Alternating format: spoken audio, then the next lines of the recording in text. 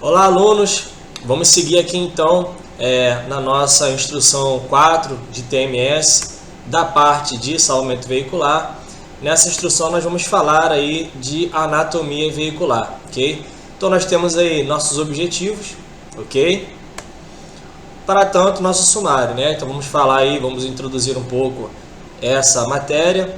Vamos falar aí dos materiais, vidros, bateria e elementos de segurança, ok? Então vamos começar falando um pouco aí. Para a gente poder compreender, né, o salvamento veicular, a gente precisa estudar os veículos, correto? Para tanto, é importante a gente compreender toda a evolução dos veículos que a gente tem, principalmente o que está mais disponível para a gente hoje na nossa malha rodoviária. Então, os veículos, né, foram passando por uma evolução tecnológica, certo? A gente vê veículos aí hoje que não existiam há alguns anos atrás, há poucos anos atrás, há 20 anos atrás, há 30 anos atrás. Então a gente precisa compreender como que são esses veículos que nós podemos encontrar hoje nas nossas rodovias, nossas estradas, nossas ruas, ok? E compreender que para isso é muito importante, né, a gente está sempre se atualizando. Como a gente falou na última instrução, pelo menos de 5 em 5 anos a gente está se atualizando, né? Como se a gente pudesse colocar um tempo máximo para isso, tá? E eu não vou entrar aqui em muitos detalhes, porque senão a gente vai fugir muito do nosso objetivo, mas a gente poderia falar muito aqui sobre essa evolução tecnológica. Mas o mais importante é compreender que houve mudança não só na estrutura do veículo, né, no formato, mas na composição dele, né, nos materiais que o compõem e tudo mais. Então é para isso que a gente vai verificar melhor como que vai funcionar aqui, tá? Então eu vou me abster um pouquinho aqui de falar mais profundamente, mas basicamente é isso que a gente tem que ter em mente, ok? Que eles sofreram mudanças ao longo dos anos, tá? Por conta dessa evolução tecnológica. E aí vamos falar primeiramente dos materiais, tá? Então, senhores, quais são os materiais que a gente encontra nos veículos hoje? Nós temos aí o plástico, tá? Que é o SMC, vulgarmente, como a gente chama, vulgarmente, modo de falar, mas popularmente conhecido como composite, tá? Quando a gente fala o composite prensado, mas quando a gente fala composite, o nome técnico é o SMC, ok? Não que composite esteja errado, tá? Mas é o nome mais popular. Temos o poliuretano também, que é conhecido como uma espuma estrutural, tá? Então nós temos esses dois elementos aí na parte de plástico. Existem outros? Existem, mas esses são os mais comuns, os mais populares aí pra gente. Temos aí o alumínio, também muito importante. Temos o aço, e uma característica do aço importante é que ele é 3 vezes mais forte que o alumínio, tá? Então ele é mais rígido, tá? A questão de força tem a ver com a rigidez, tá? Ele é 3 vezes mais rígido que o alumínio. E a fibra de carbono, que é 3 vezes mais forte que o aço, ou seja, o aço já é 3 vezes mais forte que o alumínio. A fibra de carbono é 3 vezes mais forte que o aço, ou seja, é extremamente rígido, tá? A fibra de carbono. E ela consegue ser mais leve que o alumínio. Então é um material fantástico, muito empregado na questão das corridas de carro, tá? É um material que é bem mais caro, mas ele apresenta essa evolução tecnológica aí. Ele é muito resistente e muito leve, tá? Mas o que a gente tem que entender? Que independente do elemento, o veículo é composto por várias camadas, vários pontos. E aí o engenheiro, quando está lá estudando, fabricando, montando o veículo, o que ele faz?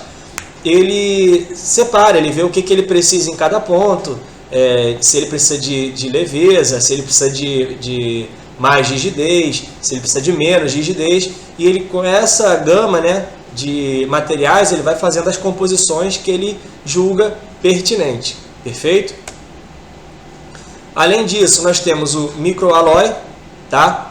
Que é um reforço estrutural, nós vamos ver melhor na foto daqui a pouco, e temos o HSLA, tá? Que é esse High Strength Low Alloy, tá? Que é um elemento de grande resistência. Então ambos, tanto o microalói quanto o HSLA, eles têm características de alta resistência e peso reduzido, ok? Então isso é muito importante para a gente. Esses dois materiais são mais novos no mundo aí veicular, tá? E aí, para que os senhores compreendam, eu sei que a minha imagem está aparecendo na frente ali também, mas não vai interferir na interpretação, não, eu vou estar ajudando aqui. Então, senhores, vamos começar aí das cores, né, de cima para baixo, para a gente poder interpretar. Então, nós temos aí o azul, que é uma alta resistência, o amarelo, que é a ultra alta resistência, o vermelho, que é uma média resistência, como se fosse um roxo ali, mais claro, aparenta ser meio que um cinza, é uma estampagem profunda, acho que é um cinza, é uma estampagem profunda, e o roxo ali, que é o aço tipo boro, tá? Então nós vemos ali o azul, tá? Que é alta resistência, na coluna C do veículo, tá? Que é mais ou menos aqui, ó, bem embaixo de onde eu tô, tá? Então ele compõe não só a coluna C, como o aro da coluna C, que ele passa mais para cá, tá? Então todo esse arco de coluna C ele compõe. Nós temos ali na parte do assoalho do veículo, na parte ali do painel, tá? Em outros elementos, mas basicamente são esses pontos que são mais interessantes para a gente. Então, o assoalho, coluna C, o arco todo da coluna C e o painel, tá? A ultra alta resistência, esse amarelo, nós temos aí como se fosse na coluna B, que está mais aqui do meu lado, tá vendo? Nesse arco, na parte superior da coluna B, tá? Nós temos também no interior da coluna B, como os senhores podem olhar, ali na coluna B do veículo, na parte interna, do lado de lá, nós temos ali o amarelo, tá? Que é essa ultra alta resistência. Ela é sobreposta ali na parte externa pelo aço tipo boro, vamos falar dele depois, tá? Nós temos mais um pouco ali em algumas outras estruturas do veículo, como na parte ali da frente do assoalho, onde fica ali a caixa de marcha e etc, tá? Mas principalmente para a gente então é o arco da coluna B, é o arco da coluna A e a parte interna da coluna B, tá? Lembrando que nessa parte do teto, tá? Nessas laterais, nós também temos uma composição ali com esse tipo de material, tá? Como os senhores podem ver ali na parte interna do arco ali do veículo, na parte lateral, ali onde está vermelho, dentro também tem ultra alta resistência. Então, como os senhores podem ver, uma composição de elementos, tá? Então são esses pontos mais importantes.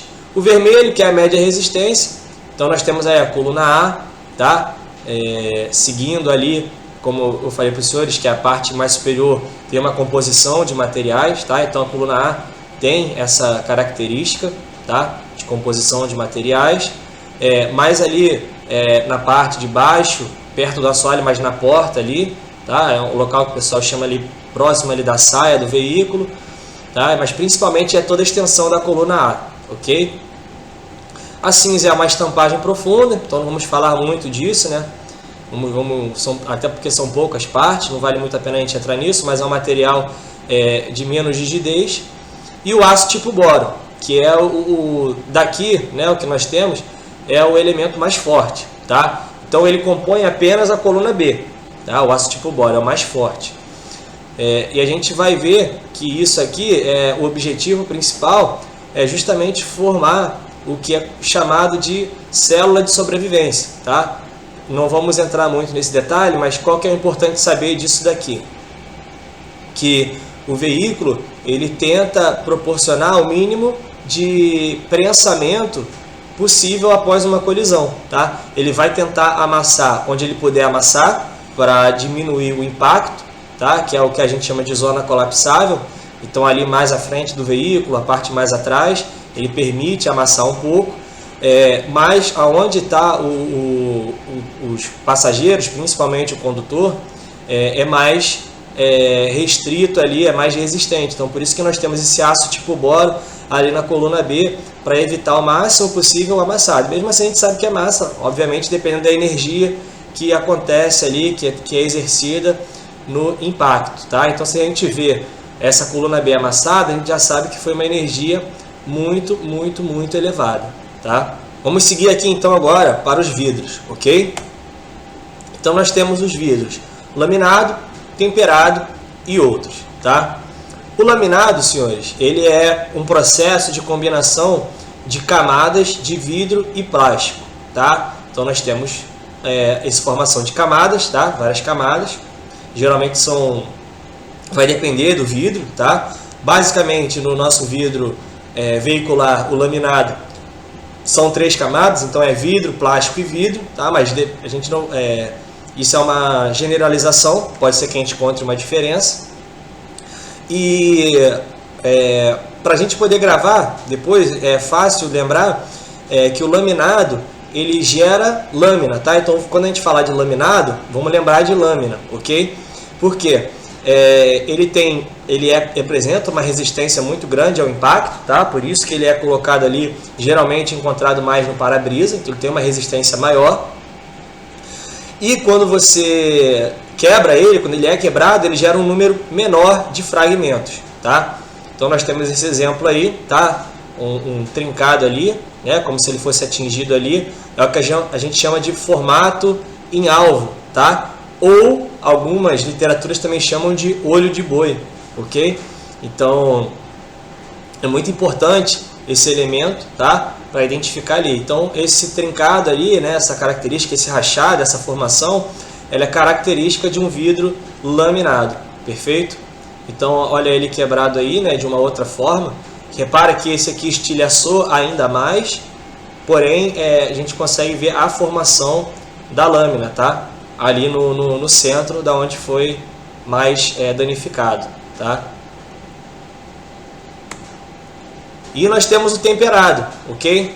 Que o temperado, essa têmpera, né, que se chama, esse nome que ele recebe é por conta desse processo ao qual ele é submetido, né? Que é um processo especial para que ele fique mais rígido, processo de endurecimento, tá? Então ele apresenta grande rigidez, né? Maior rigidez. Mas ele, quando ele é fragmentado ali, quando ele é quebrado, ele se fragmenta em pequenas partes, tá? Então essa é a característica principal aí do temperado. Então como a gente pode ver, ó, um pequeno dano ali na parte inferior, no canto do vidro, na quina ali, ele estilhaça todo o vidro, tá? Ele quebra tudo. Então a gente tem, como eu falei, a gente tem uma composição muito boa aí para a gente poder trabalhar e saber como que se comporta o vidro na hora que a gente for manusear eles mais para frente. Mas basicamente a gente temos esses dois vidros, vamos falar do outro, mas basicamente nós temos esses dois e o grande macete é lembrar que o laminado ele gera as lâminas e o temperado ele vai estilhaçar ali praticamente completamente, tá? É uma tendência. Pode ser que ele não estilhasse completamente? Pode, mas é muito difícil, tá? Muito difícil. E aí, uma comparação melhor, para a gente lembrar o que é o temperado e o laminado, tá? Após a quebra. Então, ó, reparem ali que o laminado, ele vai gerar, como eu disse para os senhores, aquele alvo, né? O formato do alvo, e o temperado ele vai estilhaçar ali completamente. Essa é a diferença. Então, o laminado a gente pode ver até uma rachadura, né? No sentido ali como se fosse radial, tá? E o temperado não, ele estilhaça ali de uma forma bem diferente, tá? Até mais um pouco hegemônica ali. Ok, senhores? Então vamos seguir. Vamos falar da bateria, tá? Do outro vidro, senhor, antes de eu seguir para a bateria, o outro vidro eu não vou entrar muito no mérito, porque realmente vai fugir muito aqui do nosso conteúdo, vai ficar muito extenso e não é o nosso objetivo, tá? Mas tem também outros tipos de vidro. Basicamente, esses dois são os mais importantes para a gente, tá? Existem outros? Existem, mas vamos focar aqui nesses dois para essa nossa disciplina aqui, perfeito? Seguindo então, vamos falar aqui da bateria, tá? No caso da bateria, senhores, não tem muito o que falar especificamente sobre ela. O mais importante é saber, lembrando que aqui eu só estou fazendo um comentário das partes, tá? Eu não estou falando como a gente vai tratar elas futuramente, tá? Isso aí é numa outra instrução. Aqui o objetivo é justamente compreender essas partes e as suas evoluções, tá? Então da bateria, senhores, não tem muito o que falar, tá? A bateria ela é para a parte elétrica do veículo, tá? Ela vai fazer o funcionamento da parte elétrica e o que é mais importante a gente saber, como mostra a imagem aqui, são pontos que a gente pode encontrar a bateria, tá? Então é muito tradicional a gente olhar sempre ali perto, embaixo do capô, né, perto do motor ali, onde que está a bateria. Porém, ela pode ser encontrada em diversos outros locais, tá? Então a gente está vendo ali embaixo do banco do motorista, embaixo do banco do carona da frente, embaixo do banco ali do passageiro, na parte de trás, tá? No porta-malas, pode ser encontrada até em cima da roda ali, tá? Mas na parte da frente tem vários locais, tá? Para a gente poder entender isso daí, é muito importante. Então, não se assustem quando se os senhores forem verificar no capô do veículo e não encontrarem a bateria, tá? Pode procurar em outro lugar que deve estar. Então, aqui são mais dicas de outros lugares, tá? Os mais comuns, perfeito? Vamos falar aqui dos elementos de segurança agora, tá? Então, os elementos de segurança nós temos os ativos e os passivos. Dentro dos passivos nós temos ainda os passivos primários e os passivos suplementares, tá? No que tange aí aos elementos ativos, a tendência deles é evitar o acidente, tá? Eles são chamados de ativo porque eles querem evitar, eles são forjados, são formados, são feitos para evitar o acidente. Esse é o propósito, é o objetivo deles, tá? Quais são esses elementos de segurança ativos? Nós temos o freio, o controle de estabilidade e outros. Vamos aqui falar basicamente só desses dois aqui, mas existem outros, tá? Então, tudo que tende a evitar o acidente, tá? Como no caso ali o freio, ele é considerado um elemento de segurança ativo, tá? Então, o que é o freio? Para a gente poder entender essa questão do ativo.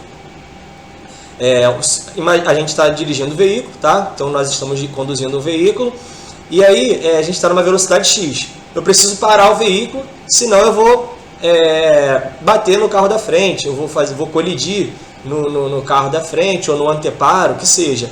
Então o freio, ele evita isso, ou seja, ele tem uma ação mais imperativa sobre o acidente propriamente dito, tá? E aí, só para a gente reforçar esse conceito, tá? Por isso que eu dei esse exemplo, para a gente poder compreender o que é essa questão de ativo. E aí nós temos o controle de estabilidade e outros, perfeito? Então isso é importante ficar bem na mente, esse conceito aí do ativo. E nós temos os passivos, tá? Os elementos de segurança passivo, que eles são feitos para promover uma segurança dos ocupantes. Então essa é a diferença aí básica entre um e outro, tá? Além disso, nós temos o passivo primário, tá? Que ele se preocupa com a retenção do ocupante. Então a gente sabe que é para fazer a segurança dos ocupantes, mas o passivo primário é para reter o ocupante. Então, o que retém? Reter é segurar, tá? Então, o que vai segurar ali? É o encosto de cabeça, tá? Que vai impedir a movimentação da cabeça. Então, reter, segurar, impedir a movimentação, basicamente é isso que a gente tem que ter como conceito, tá? Então, temos aí o encosto de cabeça e o cinto de segurança, ok? E, além disso, nós temos o auxiliar, os passivos suplementares que auxiliam esses passivos primários, ou seja, eles são elementos que vêm a complementar, tá, a função dos outros elementos que nós vimos. Então nós temos, por exemplo, o airbag.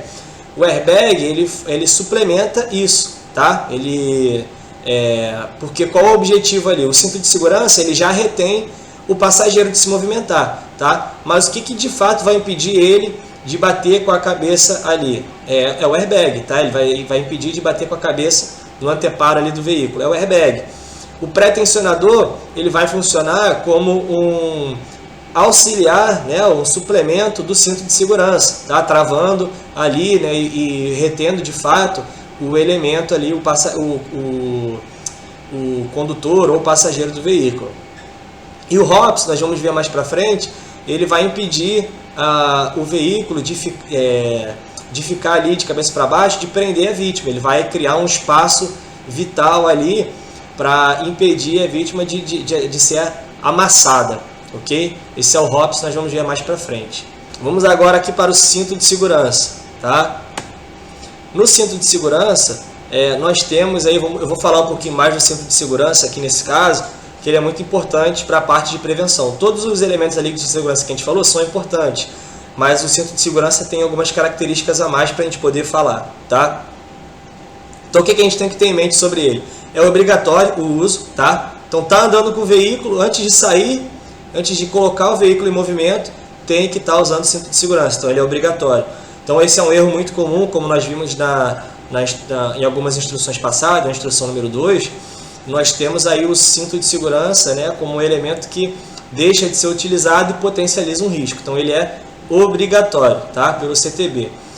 Eu não vou entrar muito aqui na questão política de dizer por que ele é obrigatório, mas a gente poderia até formar um debate sobre isso, tá, por uma questão pública e tudo mais, por isso que ele é considerado obrigatório. Mas não vamos entrar aqui nesse debate, tá, vamos deixar ele mais para frente, uma oportunidade que a gente tenha pessoalmente de falar sobre isso para não perdermos muito tempo aqui, ok?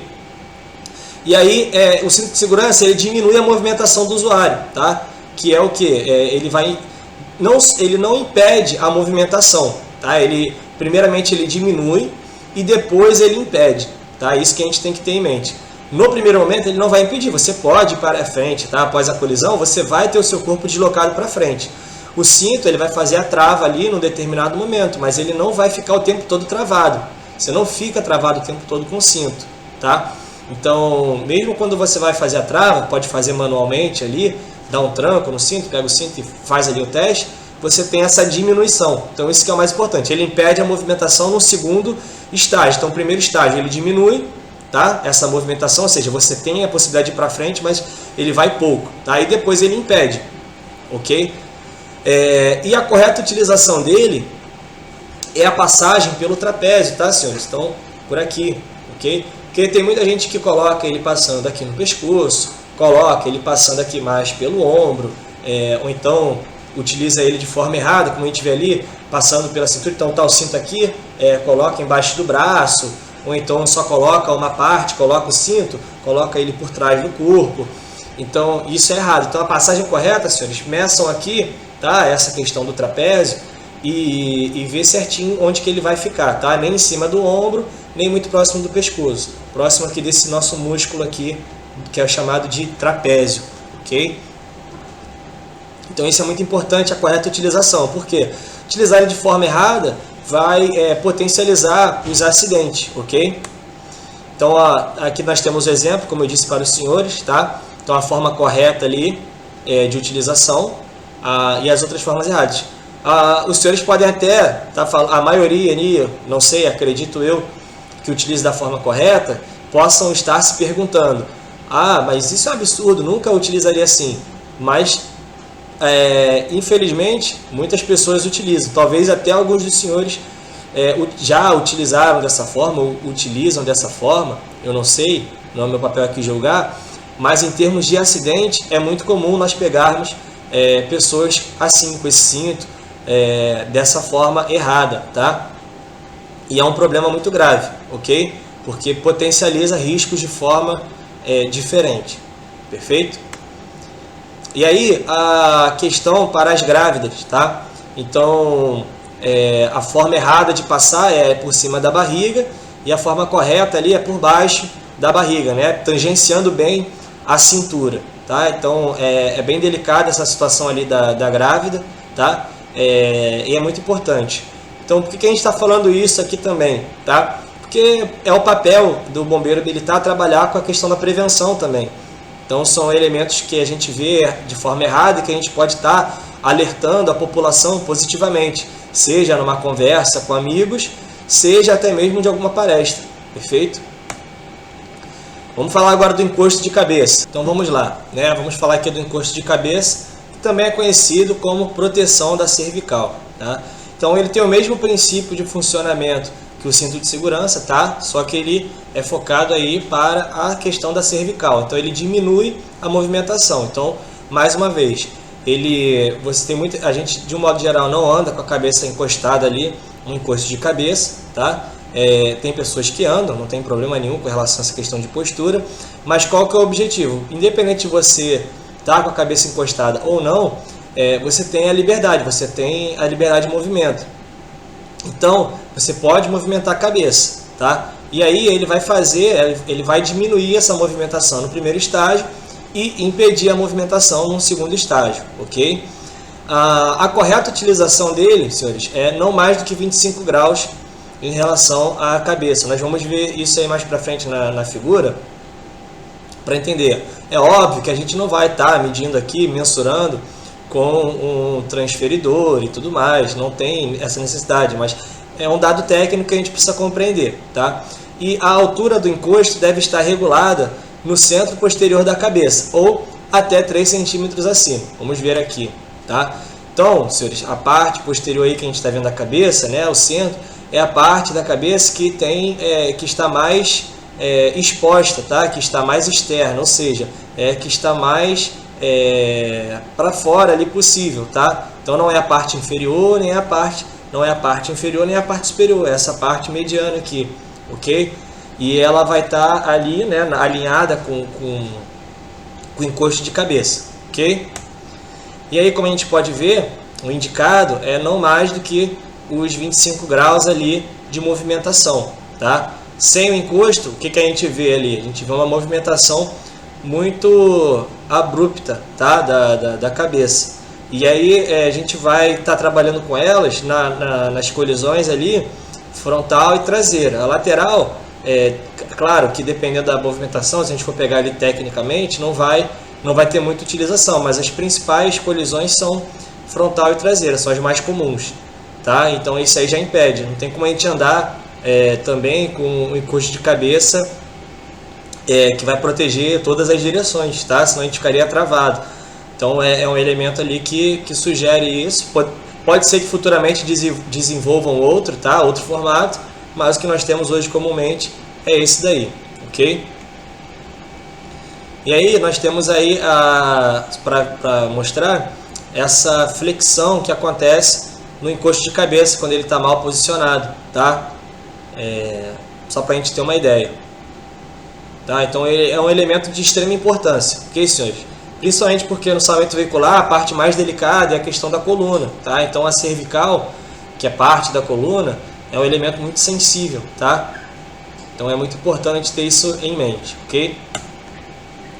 E aqui vamos falar do airbag. Na questão do airbag, senhores, é muito importante a gente ter bastante atenção também, tá? Por quê? O objetivo do airbag é impedir o impacto contra algumas estruturas do veículo, tá? Então esse que é o objetivo do airbag.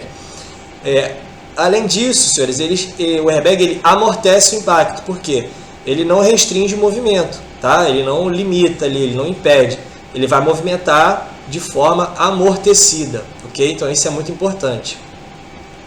O acionamento do airbag é feito por controle eletrônico, tá? É um módulo eletrônico que faz o acionamento do airbag.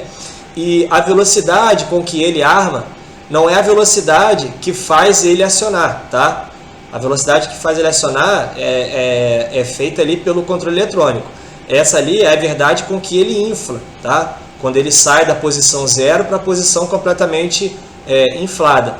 Ele faz isso, senhores, a uma velocidade assustadora ali de no mínimo 300 km por hora, tá? Podendo chegar aí até 350 km por hora.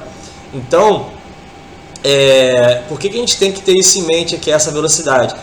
E a gente vai falar depois da combinação, tá? Não adianta você estar só com o cinto de segurança sem o airbag, ok? Muito importante estar com o cinto de segurança, porque se você for diretamente sem o cinto de segurança no airbag, você vai ter aí um afundamento craniano, tá? Vai ter mais um dano, ok? Muito grave, diga-se de passagem. Então, qual que é o grande lance? Quando a gente vai sofrer a colisão, tá? Então vamos interpretar aqui, tendo a minha mão como exemplo. Então, o movimento completo da colisão seria esse daqui, ok? Quando a gente está com o cinto de segurança, a gente é limitado, tá? Porém, a nossa cabeça, ela tende a ir para frente, ok? A parte que não está protegida pelo cinto, ela tende a ir mais para frente.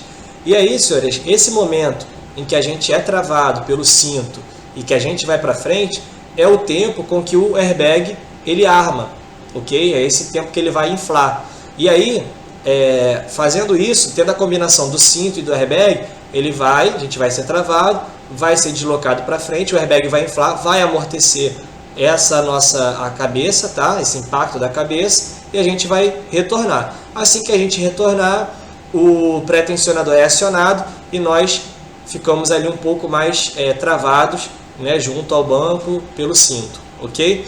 Então é mais ou menos assim que funciona. Então sem essa presença do cinto, a gente vai direto lá no airbag no momento em que ele ainda está armando, não no momento que ele já está armado. Então a gente vai estar de encontro a mais uma colisão dentro do veículo, que é muito grave.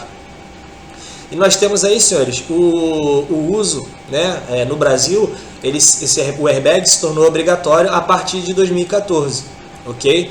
Então, por conta disso, por conta dessa obrigação, pode ser comum a gente encontrar veículos de 2013 sem airbag, de 2010 sem airbag, veículos antigos. E o que não é raro a gente encontrar na nossa malha rodoviária, perfeito? E aí, senhores, os veículos mais simples só tem um airbag, tá? De 2014 para frente só tem o airbag ali do motorista, do condutor. Os mais modernos chegam até ter 27 airbags, tá? Como é o caso aí dessa foto que eu estou mostrando como exemplo de um veículo que é a Land Rover, tá? Land Rover é um veículo que é considerado, né, um dos mais, ou, se eu não me engano, o mais seguro, tá? E ele tem uma quantidade imensa de airbags. Então temos o airbag lateral, o airbag cortina, o airbag do condutor, enfim, uma série de airbags que são acionados, tá? Vamos falar aqui rapidamente dos pré-tensionadores. Eu já falei, tá? Basicamente, ele elimina essa folga do cinto após a colisão com o airbag. Então, ele vai fazer com que, depois que você tenha a restrição, ele volte para o lugar, tá? E ele é acionado por uma mola ou uma carga explosiva, tá? Temos aí o pré-tensionador, essa estrutura aí toda, tá? É chamada de pré-tensionador. Temos o ROPS. Vamos seguir aqui então falando do ROPS, tá? Que em inglês chama-se de Rollover Protection Structure, que significa ali na tradução, né, sistema de proteção automática contra capotamento, ok? Então, como eu falei para os senhores, ele funciona como se um airbag fosse, tá? É o mesmo princípio de acionamento do airbag, obviamente que para um outro sentido, tá? Essa estrutura aí eu vou deixar na foto enquanto eu falo aqui, para que a gente interprete de forma mais adequada. Então ele vai impedir, vamos supor, o veículo capotou, o veículo que é conversível, ele vai capotar, ele não tem nenhuma estrutura que ele tem, né, que impeça o condutor, a cabeça do condutor, de tocar no chão, tá? E aí o ROPS, ele vem nesse sentido, né, de formar esse arco para proteger e criar o espaço vital, protegendo os ocupantes, ok? Então, senhores, para a gente poder fechar, tá? Nós temos aí o nosso minuto de reflexão. Antes da gente partir para ele, só para lembrar, essa instrução aqui basicamente foi para comentar sobre esses elementos, para a gente compreender melhor esses elementos. Nós vamos falar como lidar com eles em outras partes da instrução, ok? Caso os senhores queiram fazer alguma anotação, acompanhar de alguma outra forma, eu recomendo que os senhores pausem o vídeo, tá? Façam as anotações antes de seguir, tá? Então, os senhores podem reparar que em alguns momentos eu deixo, mesmo que eu não fale muito, eu deixo o slide ali por um tempo, que é para os senhores terem esse tempo de pausar, caso os senhores queiram anotar, tá? Então vamos falar aí de uma frase do Platão, né, que diz o seguinte: o cansaço físico, mesmo que suportado forçosamente, não prejudica o corpo. Já o conhecimento imposto à força não permanece na alma por muito tempo, tá? O que isso quer dizer, senhores?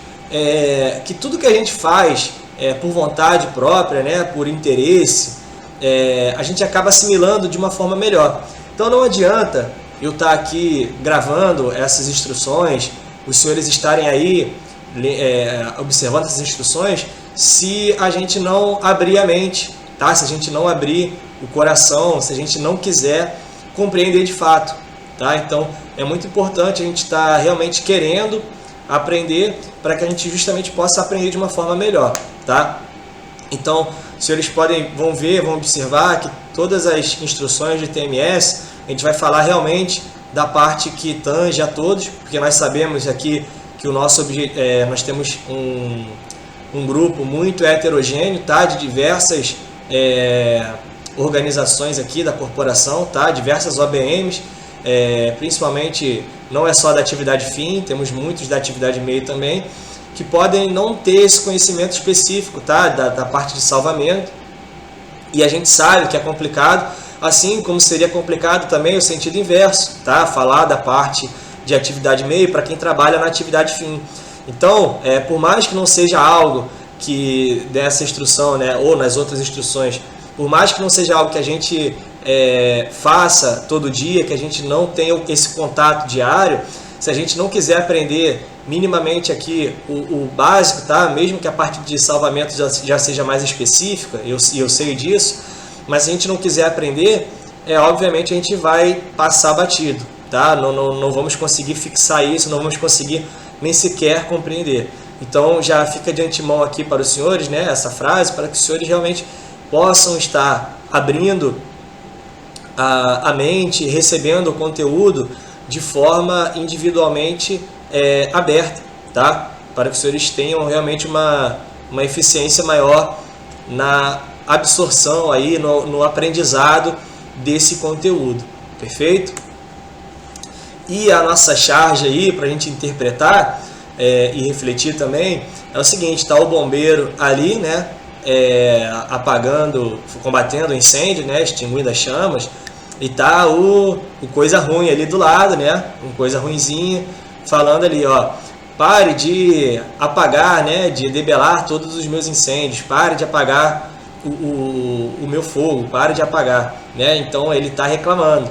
Então, numa analogia, né, o incêndio para a gente é uma coisa ruim, né, uma coisa danosa, uma coisa que traz prejuízos, né?